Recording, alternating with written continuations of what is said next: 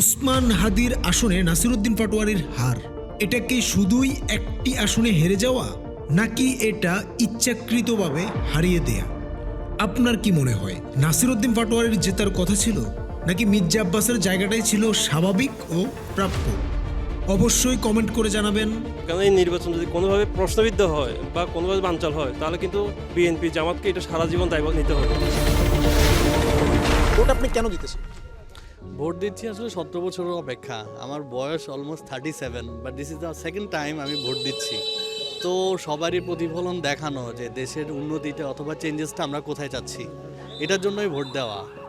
আজ আমরা খুঁজে দেখব এই নির্বাচন কেমন হলো, আর সামনের বাংলাদেশের ভবিষ্যৎ আসলেই কোন দিকে যাচ্ছে। পৃথিবীর যে কোনো নির্বাচনের ক্ষেত্রে বরাবরই মানুষের মনে একটি বড় প্রশ্ন হয়ে দাঁড়ায়, কে জিতলো, কে হারলো। বাংলাদেশের প্রেক্ষাপটে তার থেকেও গুরুত্বপূর্ণ হয়ে ওঠে কতজন প্রাণ হারালো।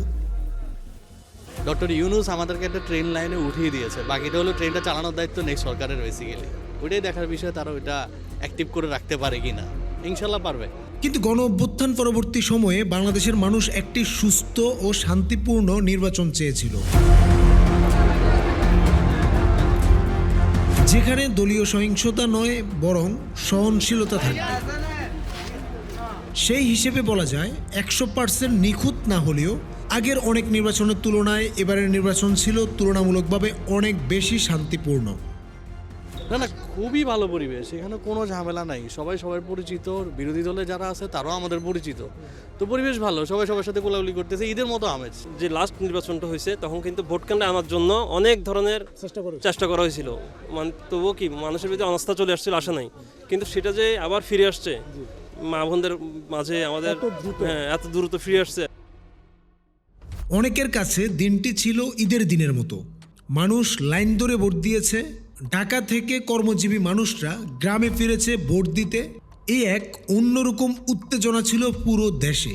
আওয়ামী লীগের অনুপস্থিতিতে বড় দল হিসেবে বাংলাদেশ জাতীয়তাবাদী দল বিএনপি স্বাভাবিকভাবেই বেশি আসন পেয়েছে। তবে অনেকের মতে ফলাফল পুরোপুরি তাদের প্রত্যাশা পূরণ করেনি।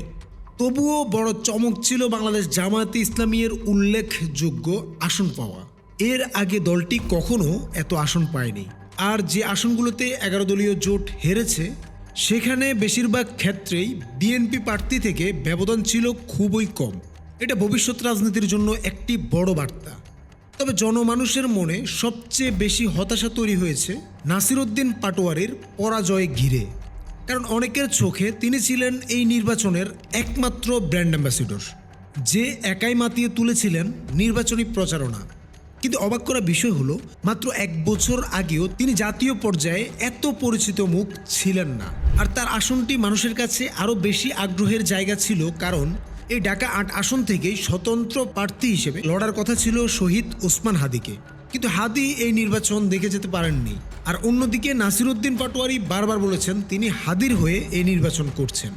নির্বাচনী প্রচারণায় তার ভাষা, তার আত্মবিশ্বাস এবং আক্রমণাত্মক রাজনৈতিক অবস্থান তাকে সোশ্যাল মিডিয়ার কেন্দ্রবিন্দুতে নিয়ে আসে।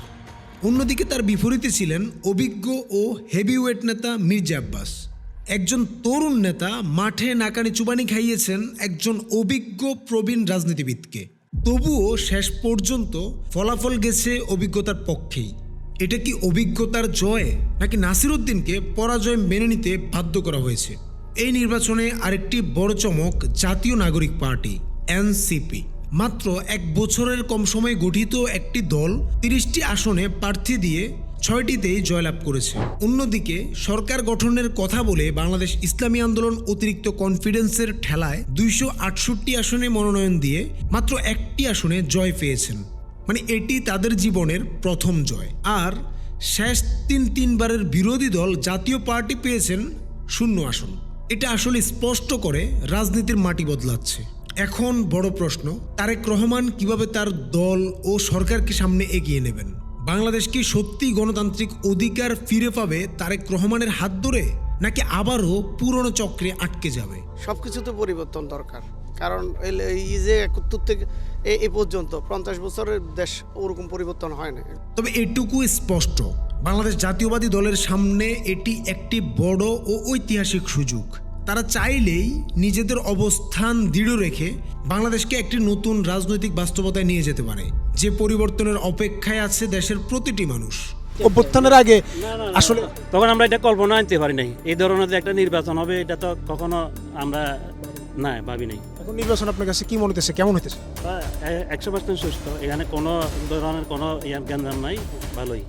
এই নির্বাচনে আরেকটি গুরুত্বপূর্ণ বিষয় ছিল গণভোটে হ্যাঁ এর জয়। এটি যদি বাস্তবায়িত হয় তাহলে দেশের মানুষ তাদের অধিকার পুনরুদ্ধারের পথে অনেক দূর এগোতে পারবে।